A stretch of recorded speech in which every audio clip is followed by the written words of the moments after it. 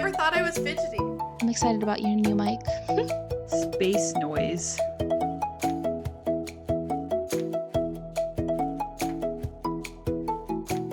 Welcome back, friends. We're the Reading Queens, and we're here to blab about our favorite books, why we love them, and the book boyfriends we wish were real. And we're so happy you're here with us to talk all the bookish things.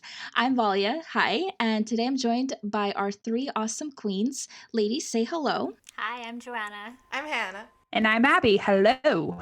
And welcome back. I'm really excited you guys we made like our rounds. We were talking about this before, but I got really excited because like the original groups are coming back. And so it's just like really fun to hang out again together. So what have you been up to? Tell us. Well, I could tell you all about my nephew's 2-year-old party. It was Mickey Mouse themed and it was really awesome. So we had Mickey Mouse cake and a 2-year-old who was potty training. And yeah, it was pretty funny. You have a little butt naked kid and watching Mickey Mouse Playhouse and like all the furniture's moved out of the sides so that, you know, if he has an accident, it's okay to clean up. But That's amazing. He's only 2. yeah, I think they're doing it a little bit early, but I mean, he's liking the excuse to be able to watch more Mickey Mouse Clubhouse, so I don't think he's complaining any. So it's like if he's going to the bathroom, he gets to wash it? Yep, pretty much. And then he gets rewarded with marshmallows and M&Ms. So it's man. really awesome. Okay, that kid's going to be going to the bathroom so like all the time. I know, right? I wish I had that, like gummy bears or Snickers bars Just or something. start keeping mini marshmallows in your bathroom. Oh my gosh, I should do that. Reward for yourself. real.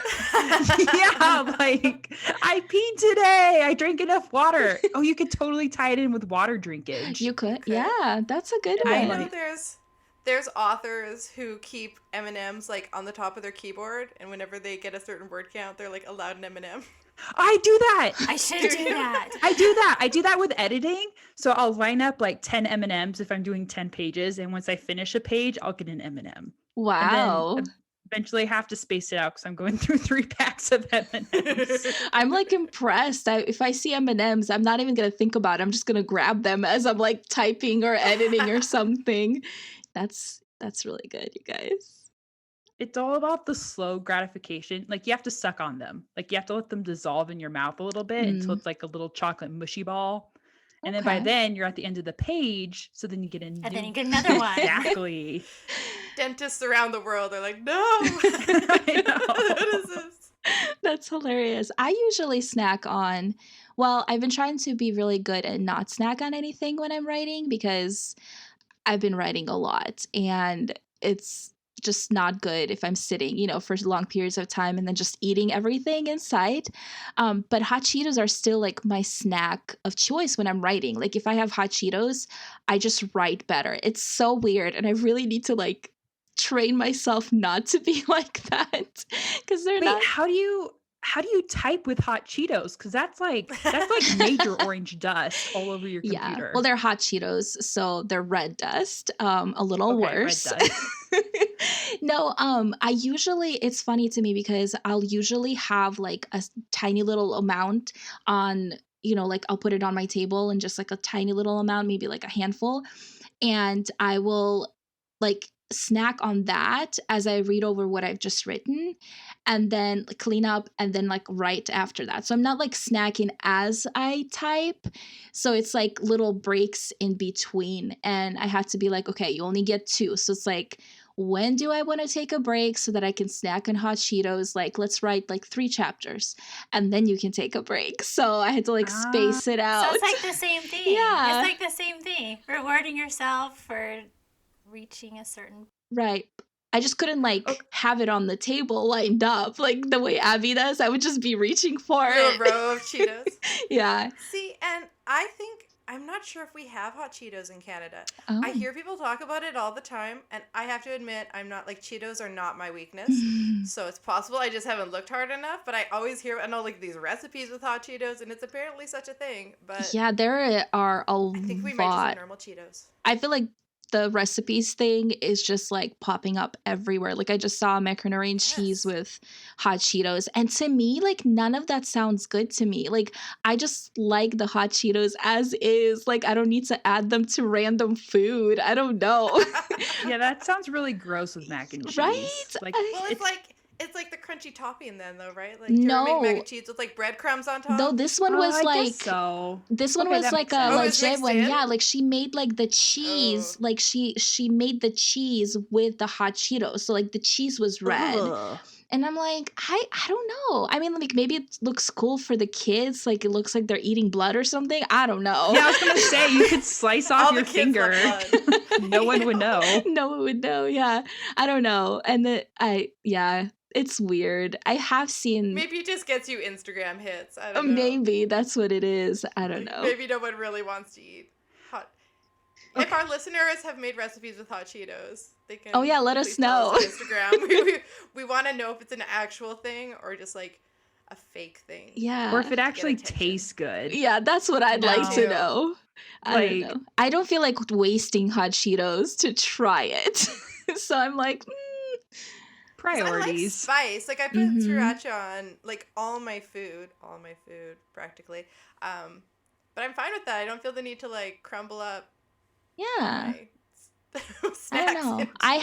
have like a hot sauce that I use for basically everything as well. It's called Valentina, which is hilarious because that's my name. And like I can never find any keychain or nothing with my name, but there's a hot sauce with my name on it.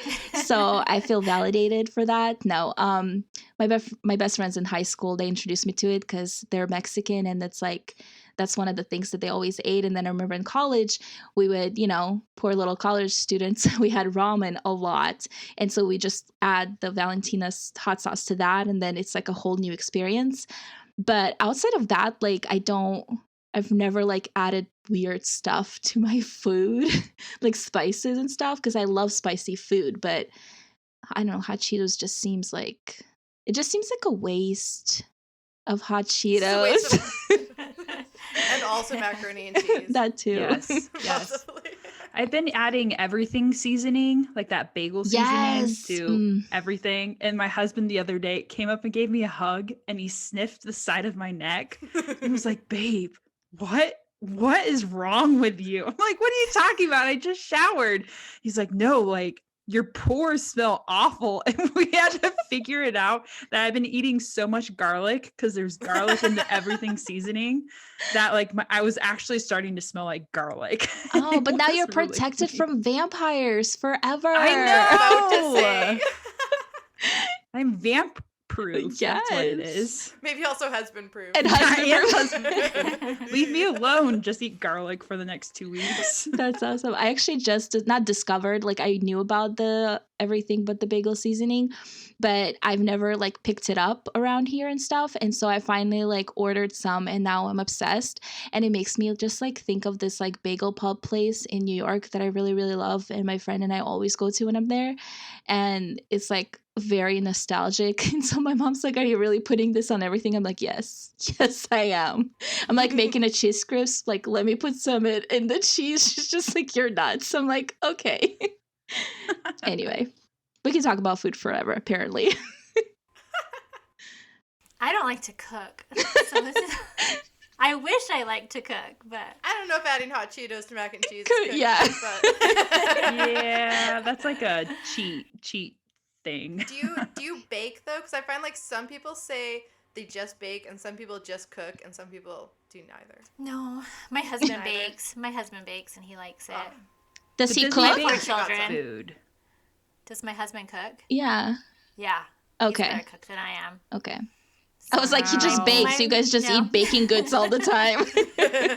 That sounds so lovely. My husband makes cereal, and that's the extent of his That's culinary like me. experience. I have been known to burn hamburger helper, so Wow. That's It's funny. good you got someone. Yeah, exactly. Everyone needs someone to cook. except for them. he works late, so my poor kids on the nights that he works late. They just starve. Here's some water and bread. Here's some hot Cheetos. That's gonna be me as a mom. I'm like, "You want some hot Cheetos, honey?" That's all we got. I wish I was one of those people who's like organic food and all the fancy things, but yeah, I let my husband eat cereal probably a good half the week. Just, I don't know. Well, if he likes it, I guess it doesn't really matter, right? As long as he's happy. Yeah. I'm Cereal's really the best. curious now. Like, does anyone else have writer snacks as they're writing? I drink tea when I write, but I don't know, sometimes apple slices. Like, I only have a writer snack if I'm actually hungry and need a snack while I'm writing. But I Same. usually write right after lunch because that's the quiet time in my house because I still have a little one at home. So I put her, like, down with the show after lunch, and my husband usually takes a nap, or it's all just quiet time, and I have, like, a big mug of tea, and I have to put it in a insulated mug because I forget about it. Right, yeah. And then I have, like, really Same. cold tea. Mhm. But, so usually not, like, snacking.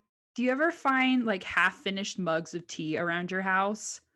Like you just walk into a room and where did these 3 mugs come from? And they're all half filled with cold tea. Because that happens to me a lot. I have a favorite mug that I use almost all the time. So it's Oh. almost like I have a million mugs because I love mugs.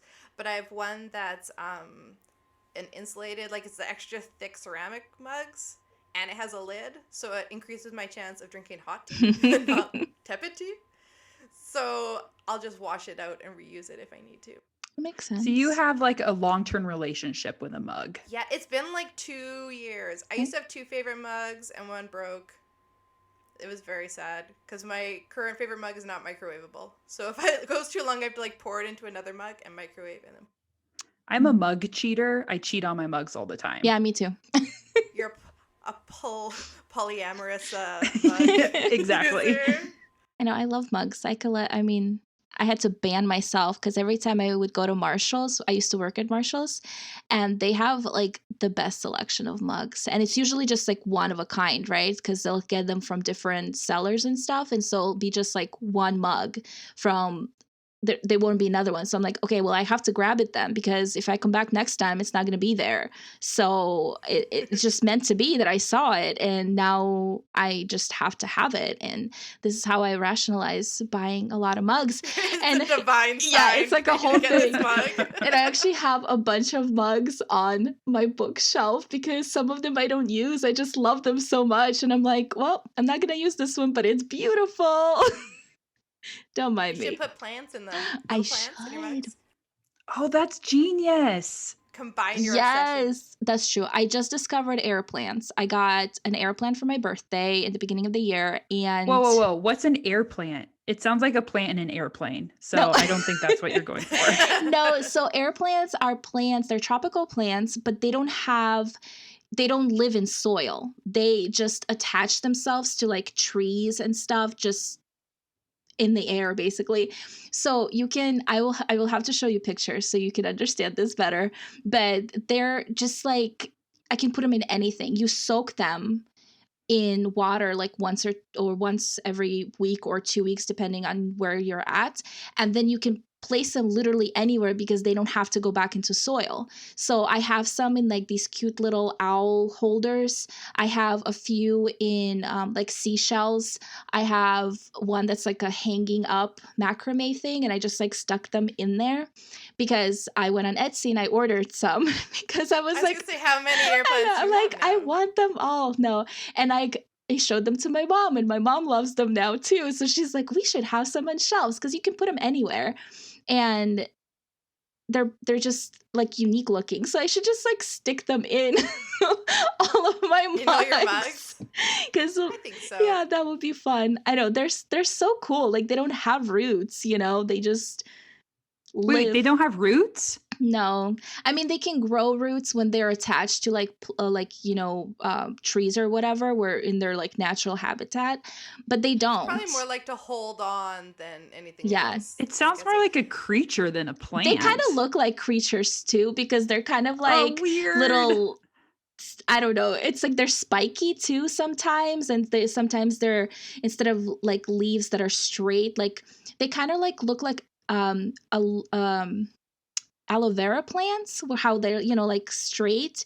So they have a I bunch. think they look a bit like spider plants, like the babies of a Yeah, spider plant. but some of them, two of the ones that I got in the mail from the Etsy store, actually the leaves are like wiggly lines, and they look so cool because I stuck them in some seashells, and I don't know, it just looks really cool. They're like a little creature coming Yeah. out of the shell.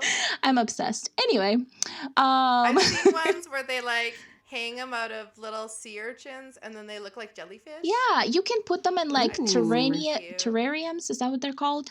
You can like make little fairy gardens with them. Like I've seen people do so much with air plants, and I've never been They're like, very cute. yeah, but I've never been like interested in them because I'm like, I like vines and I like big bushy plants, and now I'm like, You like all the plants. yes. Now. You just have to like all the plants. now I'm officially a plant mom all around, because there you go. How do Anyway. you water them? Do you just spritz them, or You do spritz them throughout the week, but you just take them all out and put them in a big bowl of water and just leave them there for a couple of hours, and then just dry them upside down like a paper towel or something, and then just place them back into whatever. So like when I do my regular watering, I just do them first and put them in the bowl and just leave them like there for a couple hours while I do all the maintenance on all my other plants, and then once I'm done, take them out, leave them over, and then by the end of the night, I'll put them back where they belong. So what amazed me about that statement was that it actually takes you a couple hours to water all your plants. Well, I have a lot, okay? It's a hobby. It is, and it's like relaxing, and I like to like prune the leaves, and I like to like make sure everything is where it needs to be, and it like relaxes me. So I usually do it like on a Sunday between church or something like that, or if I'm stuck on a book, I'll get up and go water a plant or like clean it up or something. So it doesn't really take me like that long. And I bottom water the plants that are still in soil. So all I have to do is just take them down and put them in a pan or something with the waters and leave them there. See, I guarantee that Valia's plants are more loved and healthier than my plants. Mine are like, I just keep buying them, and I'm like, if you survive a month, you're doing well. And I just buy more I'll and reward more. you with water. I if you will. make- I do water them more than once a month. And like once a year, I'm like, ooh, I don't know. I'm trying to get better. I'm trying to give them like every 2 weeks a nice like bath shower time to dust them and stuff and be a good plant mom. But Valia is definitely a better. Well, plant I mom don't than have me. children to take care I know, I was of. gonna say, because I have to take care of my actual human Yes. children who complain much louder if I don't water them. Exactly. I'm a brand new plant mom, and I have an app. It tells me when to water them. Yeah. Oh, what app is this? It's called Greg. It's called Greg. Wait, like the man named Greg? Yeah, I don't know why it's called Greg. but you take a picture of it and it tells you what it is, because I'm like, I don't know about plants, so I don't know what any of the plants are that I have. So it tells me what they are, and you like put in all this information about the size of the pot and where it's located, and it tells you when to water it. So I get a notification in the morning saying you have 3 plants to water. Oh, okay. I'm hoping I'll keep them alive this way. That works. That's really cool. We'll ask you in like a month or two when you're back around again. We'll be like, how's Greg working out for you? How's Greg? Are your plants all still alive? Even if it's only 50-50, I think you win. You just get Yeah, especially if you're a new plant mom. Like, plants are hard, okay? Like, I know that. So that's really And there's cool. always a plant that everyone's like, you can't kill this plant. It's impossible. And then you kill it and you're like, I must be the worst. Oh, I kill those That plants all happens the Ever. time. All the time. And it's, yeah. Sometimes what one person thinks is an easy plant is not always an easy Yeah, plant. everybody It's says always spider plants are easy, and I kill them every single time, and I don't even care anymore because I can keep all the other plants alive. So whatever. This is That's me totally with succulents. and completely random, but if I were a serial killer, I would name myself Greg, and then I would go around and kill houseplants. Like, that would be the type of serial killer I would be. You should write this down as a short story. Yes, I want to Greg read the this. houseplant serial killer. That's awesome. Greg the Reaper. Greg the Reaper. Greg the plant reaper. The green reaper. Yes. I love that. I also love how your like brain just goes to serial killers. I thought it was just I've me. been reading a lot of Eyes thrillers open. lately. I just read a really good thriller, and I've had it on my, it's one of those, you know how in the beginning of the year I made that whole let's read these 21 books on your bookshelf plan. So this one is one of them. It's called No Exit, and it's by Taylor something. Oops, sorry. No Did not Exit. prepare for this. But I just read it, and it was really, really interesting because it's about this girl who is trying to rush home from college because her mom got bad news that she has to like go into surgery because she has cancer. And so she gets stuck in like a snowmageddon at a rest stop. And there's like 4 other people there. And like the little tagline on it is 4 strangers, 1 rest stop, 1 missing kid, and the time is running out or something like that. And it was I'm so already terrified. it was so good. Okay, so you have to read it and tell me what you think. But I've had it on my, it was a, I will not. not you. I will.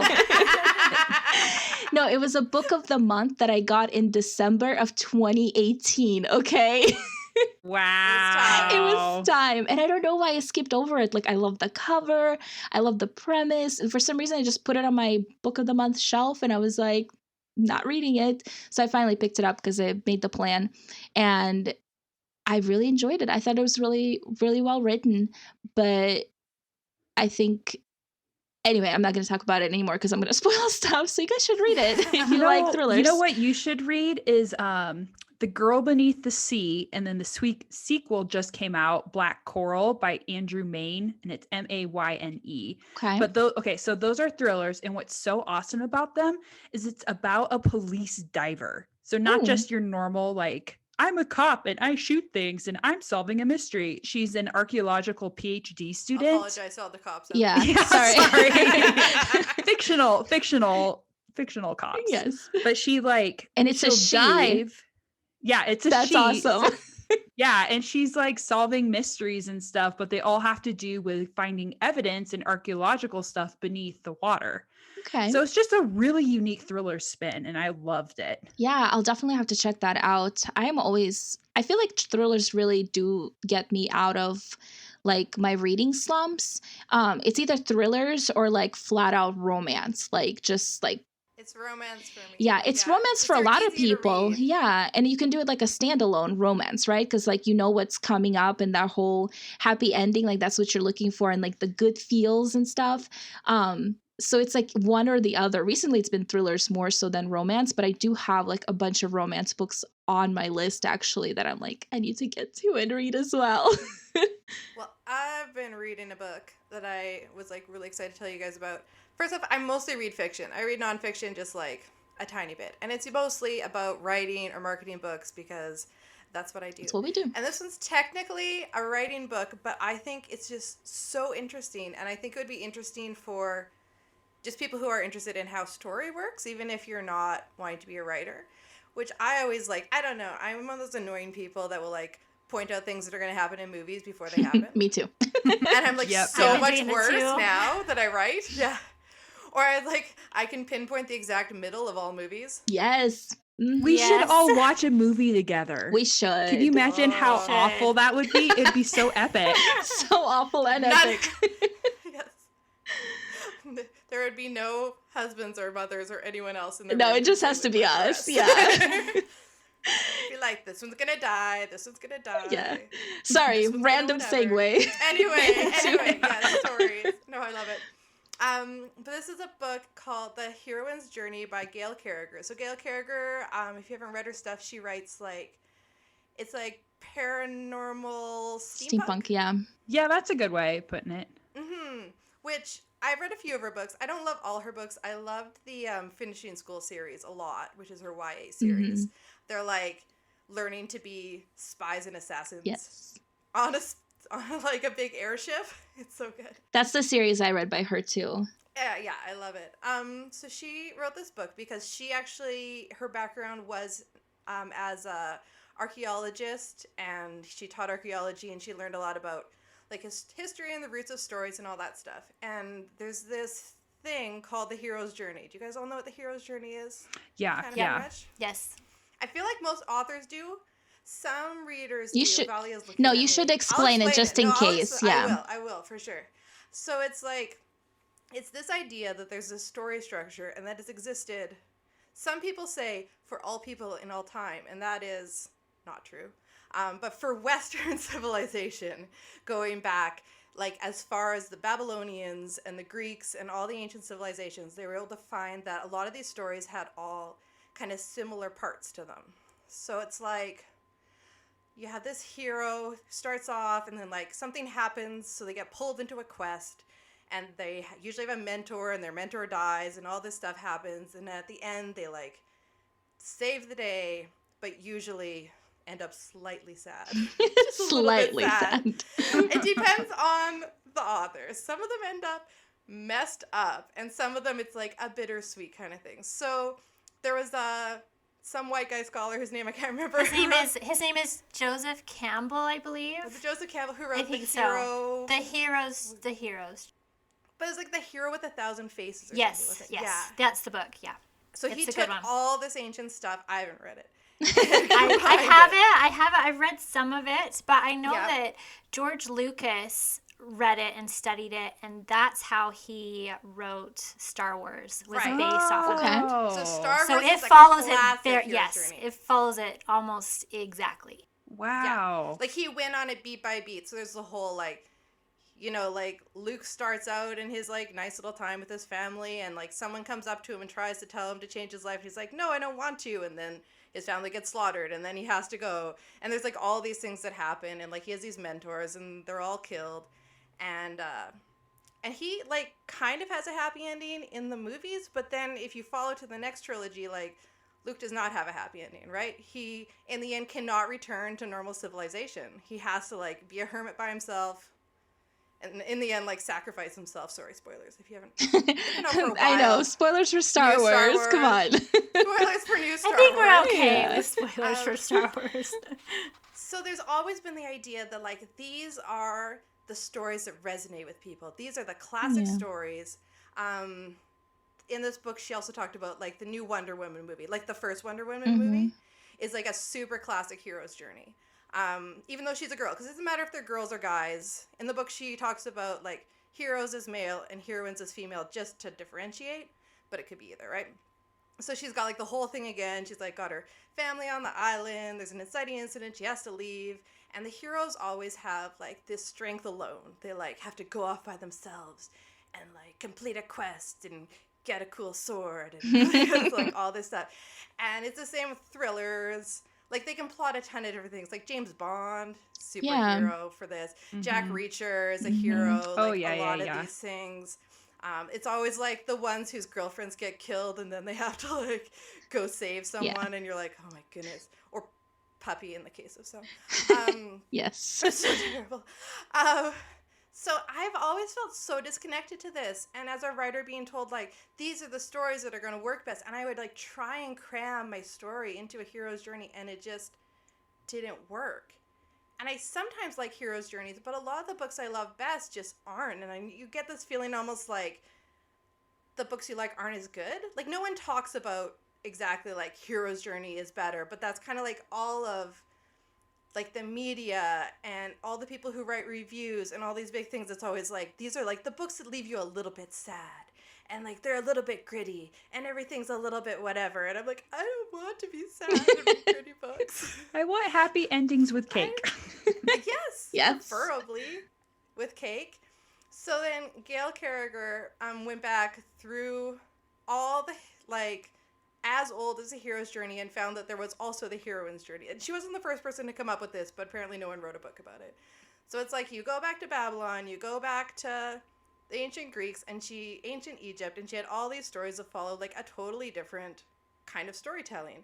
And they go through like Gothic Victorian and all the way up to the stories we tell now. And then she called them the heroine's journey. So it's like stories that, like, there's this whole structure for them all, which I won't get into because it's boring for you guys. But the idea is like a heroine finds strength in connection and community. So she'll find people along the journey that add stuff to her, and they don't die. They get to hang out with her. They get to keep going. It's not like I learned from them and then they sacrifice themselves for the greater good. Now they're gone. It's like, no, now they're my friend and we hang out and we got a puppy. I don't know. It's all good. And then at the end, they triumph usually as a group. Okay. And the ending, you may have made sacrifices, but the ending will generally be hopeful, and the heroine gets happiness in the end, usually through some sort of compromise. So she said that Harry Potter is a classic Just heroine's about journey. to bring that out. Yes. Yeah. That's when she's like all the way through that it's like every time Harry Potter is by himself, bad things happen to him. He is weakest alone, but with his friends, he is strongest. And in the end, it's his friends and that friend group that they save things together. And he gets like cool stuff at the end, and he just like gets rid of it because he doesn't care. Because it's about saving the community and doing what's good for his like found family.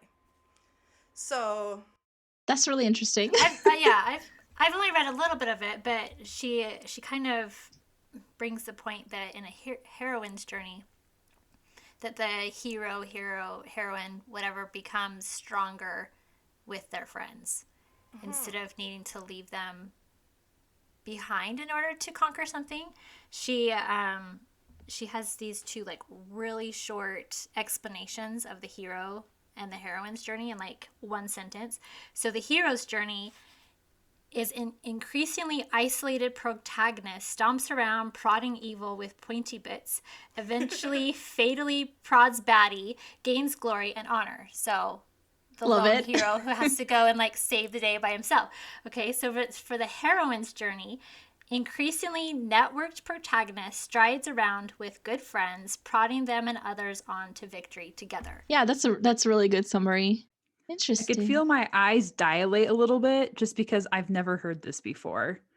That's how I felt. I got goosebumps all over my body when I heard her explain this on a podcast because it felt so validating to me. Yeah. Like, these are the stories I love to read and I love to write, and I've always had this kind of feeling like, well, I'm only going to be like a romantic fantasy author. I'm not going to be like a real author or like a good author. But I'm like, but I don't care because it's what I like, you know. But to hear that these stories have existed for thousands and thousands of years, right, and they're just as real, I don't know. And they're just as good. You know, right. Harry Potter is just as epic as Star Wars. Yeah. Yeah. That's fascinating. And that a happy ending doesn't have to be trite. Right. Or unrealistic. It's all about like the expectations of the story. It validates a happy ending. Yeah. That's cool. That's really cool. I'm just going to sit here and marinate on those thoughts. I know. I need to sit. And I'm like, I know. We're like, what's happening now? Because now I just like am thinking like of the books that I love and the books that I read that are like, which category would I put them in? Right. And I mean, sometimes she says like they combine. Right. Like you might have a hero's journey and a heroine's journey that are kind of, especially if it's like an epic fantasy or something that's got like all these plot threads going through it. But that also sometimes if it swaps, that's why people get really mad. And I have a theory that they were writing the new Star Wars trilogy as a heroine's journey and realized that the ending wasn't going to be cool enough and swapped it to hero's journey, and that's why I'm so angry. I can see that. Yeah. Because Rey was strongest with her friends. Yeah. Yes. And then, sorry, spoiler again. Just stop listening for a minute if you don't want to know. But so then when he dies, like I yelled in the theater. I was so angry, and partly it's because he had his own arc that didn't deserve to end in death, I think. But they like set it all up over like her with her friends and her with him and all this stuff, and that's like how they defeated all the bad guys. And at the end, she's just like alone, looking out into the desert. Yeah, I didn't understand that. I didn't understand a lot of things they did in that trilogy, though. There were so many loose ends, and so we can spend like hours just talking about that. But I try not to. Yes, exactly. Yes, but I think that is really true. Yeah. There's rumors they're gonna recut and put a new version on Disney Plus. Wait, for real? Of all the footage they have. I hope it's true too. Oh, I wonder how that would change. We just want to know, and everyone wants to know what Finn was going to say. Nobody ever knows what Finn was going to say. Well, there is a really good theory, which I kind of agree with about this. Should I mention it? Can we talk about that? Yes, do it. Okay, so I know, you have to. Yeah, so I had a lot of conversations with people, and I have a friend who's like very passionate about how terrible the new trilogy is, and I don't disagree with him because for me, it was a very cut and paste from the original. And they tried to do the things that were so great in the first one, but they just didn't work for Rey as a character. She needed her own. But with the Finn, that whole story just made me angry because I feel like that friendship could have been so much for her. And like, he had his own story. You know, he could have had the heroes if they needed to, but she really needed him. Anyway, sorry, just like getting off my soapbox. But the whole idea was that he wanted to tell her that he was feeling the Force. Like, that was the thing that he wanted her to know, that she was not like alone in like the Force universe, basically, that he could feel it, that he was sensitive to it, and that he can be there with her if he needed help, you know, if she needed help, if she needed that, because or just to not feel alone. yeah, exactly, because there was times where he would like, he spent most of the third movie just screaming her name and trying to get to her, right? And like the part where the whole connection with her and like Ben having that connection, I feel like if they let Finn be that Force connection to Rey, it would have made the story completely different. But they made Ben be the Force connection and the part that made her not feel alone. And then killed him. Yeah, which, whatever, that's a whole different thing that I could talk about. I know, but that character. It like reinforces her aloneness. Yeah, it's true. But that's the thing. It's like they didn't let Finn be that good source of somebody who understood her and could be there for her, and then like completely separated them and had, you know, anyway. But I think I like that idea. I like that that's what he was going to tell her, because some people were like, oh, he probably just going to tell her that he loved her. And I was like, yeah, but like she needed more than that. She needed somebody who understood her and where she was. And I think he was that going to be that person. And then like they just really copy and pasted the first trilogy onto this, and that didn't work for them, so they didn't go that way. On the other hand, I rewatched the prequel trilogy with my children, and I was like, you know, the new trilogy is pretty good, actually. Yes. My ideal, I think it was in the second movie when she and Ben are confronting each other, and you're like, oh, is she going to go dark? Is she not going to go dark? And is he going to go good? Is he not going to go good? And they end up battling it out. My ideal is if she went bad and he went good and they swapped sides. And I kept expecting that to happen because I was like, oh my gosh, that'd be the most epic twist ever. And I'd be so into this. And then it just, nope, she's good, he's bad. And yeah, I would have actually really loved that, and I wanted her to go dark so bad. Me like too. I did, because I don't know, it was actually really interesting after the second. That was never gonna happen. Yeah, I know, it wasn't. It needed to happen. It needed to. There was a video that my friend sent me, this, you know, the friend who's passionate about Star Wars. He sent this video to me, I think after the second movie came out. I can't remember. But it's this video that was made, or maybe it was right after the third one. I don't know. But this video was made right after the first movie came out, right, of the new trilogy. And it broke down the storyline and what they did in the first movie. And then they broke it down against the blueprint of the original trilogy. And this person in this YouTube video literally predicted everything that was going to happen for the rest of the new trilogy, because it was just a copy and paste story concept. They just try to change things a little bit. And when I, like, this dude literally predicted who she was and who she was related to, like, in this video. And I'm like, are you kidding me right now? Like, I didn't even pick up on that. I mean, I was already having issues with the way the story was going, but when he went back and was like talking about the areas of the movie, I was like, oh yeah, like it's actually legitimately, like, if I watch it with this mindset, I can tell you what's going to happen. And that was so disappointing to me, because if you're going to copy and paste, like, I don't know, you have to do something else. So you had to give her a twist it. Yeah, I don't know.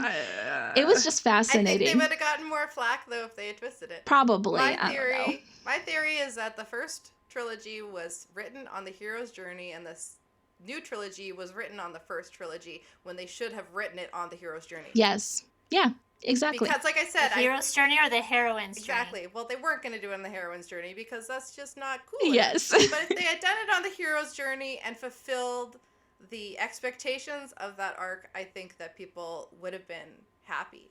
I think it's just, and I think also like this is just kind of how those big movies work now, is they have so many people with opinions meddling that they don't have like a singular story that works sometimes. Because they're like, oh, well, we can't have this, and we can't have this, and we got to have this, and what about this? And in the end, I just felt a little... I can't tell if my dream job would be to work in one of those writers' rooms and like be on the creative soundboard, or if it would just be an absolute nightmare that I just want to scream and run away from. I would cry every Yeah, I day. probably would too. I probably would cry every day too. Like, write my own stories at home. Yeah, exactly.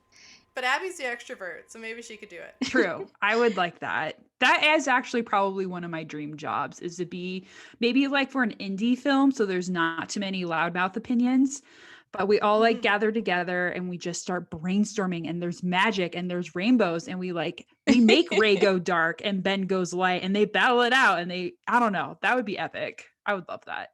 Yeah. I think there was a lot of wasted potential because I don't know who they were trying to please with all of that. And I think it's the wasted potential that gets to me in it. Yeah. Because I think that I've never been that mad about the end of a movie, and I've watched lots of crappy movies. Right. Yeah. Right? Yeah. So it's not just because it was bad, it's because I had like hopes. Well, the expectation was really Yes, high definitely. with that series too. But they did so much right. They did do a lot right. What show I had low expectations for and then totally exceeded my expectations was Winx, the saga one. That's another huge show that's like controversy right now, though. Why? Why? Is it controversial? Like, I loved Maybe it. I I'm loved like it too. outside of social media too much or something. So I binged it like the day it came out, right? Because fairies, come on, you guys, like, Yeah, know, if you guys have been listening to this podcast, you know, fairies are where we live. But, so I was really excited, and my thing with it, like the moment I finished watching it, because everybody binged it that first weekend too, there was all these people who were just like so upset about that it's not like the original cartoon, and I'm like, it wasn't a remake, it was an adaptation, like leave it alone and let them do their guess that thing. makes sense. I never watched the I didn't original, either. so I had no... Yeah, you have Probably to like, I think they did what Riverdale tried to do, where like Riverdale tried to make it like edgier and older and stuff. I think Winx did that. They like aged up the characters and like gave them like a little bit of a darker area of life to go through. But I really enjoyed that. I thought they did a good job. I liked it. I mean, I'm also the person who thinks Ray should go bad, but I really liked what they did. And I never thought I'd ever be like sexually attracted at all to Thomas from Downton Abbey. And yet, as he's playing Saul Yeah. Silva, I'm like, oh my gosh, like you're so attractive. This is true. It was really funny though, because I don't remember, I think I told this to Hanna, but like Sky, he's like my Aiden. If he had black hair, he would be Aiden from Of Water and Moonlight. And I can see Yeah, that. and like him and Bloom's relationship, like it's like Maddie and Aiden. So I was like extra involved in them because I'm like, come on, like, can you get to sparring? Can you guys spar? Because if you do that, I'm done. She's just like mentally changing their hair colors Yep. and is like, here's my book. Yeah, it was really fun. I thought they did a really good job with that. I find like a lot of teen shows like that I like have expectations of, and then I watch them and I'm like, this is awful. Like almost everything the CW has ever made, no offense CW, but I'm always like, Except for the Vampire Diaries. I was like, Joanna would not agree. Unfortunately, I include that, but I feel like I need to watch more after you guys are so obsessed. But it's always like, I don't know, a little extra cheesy. Oh, it's cheesy. and It's just fun. doesn't live up to like the feeling I want. But Winx, I thought it was good. Like Winx, I didn't think was cheesy. I just thought it was good. It was fun. It was very CW though. Like It was, but it was like, I don't know, maybe the acting wasn't bad. I did laugh. I actually messaged Valia while I was watching it, and I was like, am I the only person in their 30s who's like Googling the age of these teenage boys to make sure they're not actually teenagers? Oh, no, I did it too. And I was like, 26, 27, We're okay, good. we're fine. Because I'm like, I don't want to be, I just always remember going to watch Twilight and Taylor Lautner takes his shirt off, and all the 40-year-old women were screaming, and I was like, he's 15. Like, I was horrified. So I'm like, that will never be me. That's hilarious. But they're always in their 20s. They never actually cast teenage boys as teenage boys. That's because they would look like teenage boys. I know. That's true. I did think it was really funny. I don't remember who I was talking to about this, but with the Winx, I really feel like they hit the Shadowhunters fan base because of her hair and his hair and like that whole relationship. I feel like they good point. got on that really well because people just loved that show for some reason, or loved or hated.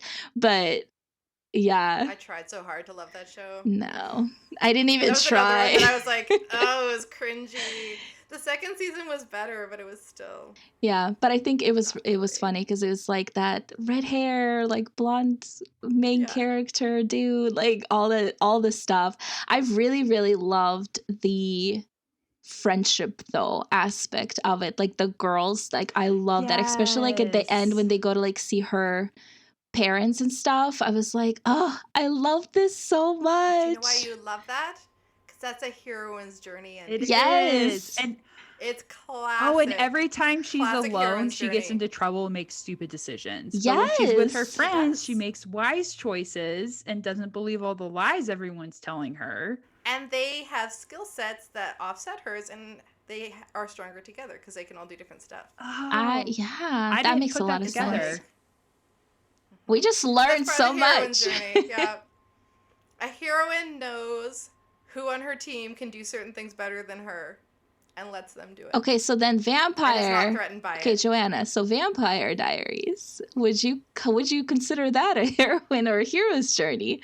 Because who is When even like series are that long, it can be hard to tell Yeah. sometimes. Probably heroine's journey You think? because she's surrounding herself with. She's got so many friends that. yeah. And they're always getting into trouble and always digging each other out and always dying and always resurrecting themselves. And Yep. like, Yep. Yeah. I'm like trying to think now of the shows that I love so much. That's why I think my favorite shows, like even with the originals, you guys know that I love that more than the Vampire Diaries, but I think it's like that family aspect of them, like when Klaus is by himself, it's not good, but when his like family is there and the people that like, you know, they're there to help him, like it's so much better. And that's now I'm gonna like look at every show I watch. You can go broader with that too. As I was reading it, I was thinking about the sitcoms that I like to watch. Okay. Like Friends is a classic one. Yeah. And all of the Yes, best yes. scenes of that show were when the six of them were together. How I Met Your Mother Okay. is Yeah. the same. Yeah, The yeah. Office is the same. We just started watching Community, Okay. Oh, I which love is really Community. funny. We haven't watched it before, but it's that feels the same too because it's this group. Yeah. Brooklyn Nine-Nine. That's like my go-to Yeah, yeah. sitcom. And I love that one that's too. yeah, that's how they are. That's so interesting. And then there's ones like I loved The Witcher. Okay. And I'm curious, like that one I'm just going to see what they do with season 2 because I feel like on the one hand, like Geralt's obviously a hero. Yeah. Is like a lonely man by himself. Right. Killing half the monsters. time. And yes. And then like he's got like this thing with Yennefer, but they can never truly be together because they're both heroes, I think, and both like too messed up to Yeah. like handle relationships. But then he has Ciri, Mhm. and they spend the whole season trying to get him and Ciri to be together. So I'm curious, like, where they'll go with that. Like, can he handle the relationship with Ciri? Can they have a found family and build upon that, or will Yeah. he like not quite be able to because his like journeys have made him too like closed off from people? I don't know. I'm curious to see what'll happen because I feel like Ciri's maybe a heroine, and sometimes a heroine can intercept a hero and like knock them off their hero's journey and like redeem them and bring them to happiness, but sometimes they can't. Right. So I'm curious. That's very interesting. I'm definitely going to be thinking that. Like now I'm thinking about my books too. I'm like, wait. Yeah. So I have What ensemble is casts it? at mine, and so just trying to think through. Do they work better together? Am I in both? Da da da da da da da da da da. Like to get through it. Yeah, I do feel like I definitely write more heroine's journey than heroes. But like I did something in the recent book that just came out that I'm like, oh, I'm pretty sure I just made her a hero. That's not gonna turn out well. So it's something to think about. yeah. And you're only halfway through the series. That's true. So, and that could be part of like her journey of figuring stuff I mean, out. yeah, she'll redeem herself. She'll be fine. It's going to be a heroine's journey because I feel that's what I love, apparently. So I'm not going to change. Yes. I mean, my books are very heroine's Yeah. journey. And it was actually interesting because I looked at her, like, she's got all these steps of, like, there's, like, 20 points that you don't have to hit, but they're, like, kind of things that are usually found in these stories. And I had, like, all of them in order for the one I've got plotted out. I didn't even know. Wow. I just, like, instinctively love it so much. Yeah, that's really awesome. I love that.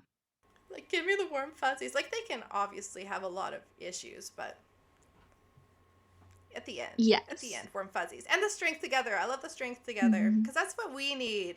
Like, Yes. And as a culture, I think we just need to realize that we're stronger with the people we love, and we can let people in and not be like, I'm fine by myself. Yeah. Well, think of the queens. I'm just going to slide into Yes, I was just trouble. gonna say that. Yes. The Our little queens. group. Yeah, I feel like Yeah. all of our careers and just us in general, we gotten so much stronger since we came together. Which Like, being an yes. author is typically a Solo a hero solo journey. thing, but we've Mhm. made it our little heroine's journey. yeah. I thought of us while I was reading it too. I was like, we're on a heroine's journey, and we all have different skills that we bring to it. Yeah, I love love that. it. Well, speaking of queens and books and all the things that we do in this podcast, we're just going to segue into what we're doing next week. And in the next episode, we're going to dive into another one of the trope discussions that we love so much, which is going to be interesting too, because now we have this like new mindset when we talk about tropes after Yeah. this conversation. But I'm excited. This is a very interesting trope. But we'll go around the room and say what we're reading. So Joanna, what are you reading for next week? I'm reading Throne of Glass. Is this your first time reading that? Yes. Oh. Nice. Hannah, what about you? I said I was reading White Hot Kiss, and I might still, but I'm also really tempted to read To All the Boys I Loved Before instead. So you can try and figure out what the similarities between those two books. Nice. Abby, what about you? I'm reading The Beholder by Anna Bright. Okay, sweet. And I'll be reading Nightshade by Andrea Kramer. And yeah, that might have been a clue naming what we're reading. A bigger clue than usual, I think, if we think about these books. But people have very strong feelings about this trope, so I'm very excited to have a conversation about it. And It's gotta be the most controversial trope I can think of. Yeah. honestly. I really I love think the so, drama. yes. So it'll be fun. I love that. So if you guys know what it is, you can guess on our Instagram on any of our posts. And yeah, make sure to follow us on there at Reading Queens Pod, and we'll just be, doing more things on there. I don't want to like say any more without spoiling, but things are coming. So you guys should follow us on the Instagram and get involved in these discussions for sure. We love to hear what you think about our conversations, and you can always reach out to us. So yeah, I think that was fun. Thank you for allowing me to be all nerdy about story types. Yes, I loved it. I loved it. So thank you for listening to the Reading Queens. Before you go, please take a moment to leave us a review, and we would greatly appreciate you doing that. And then stay tuned for next week, and happy reading. Bye. Bye. Bye!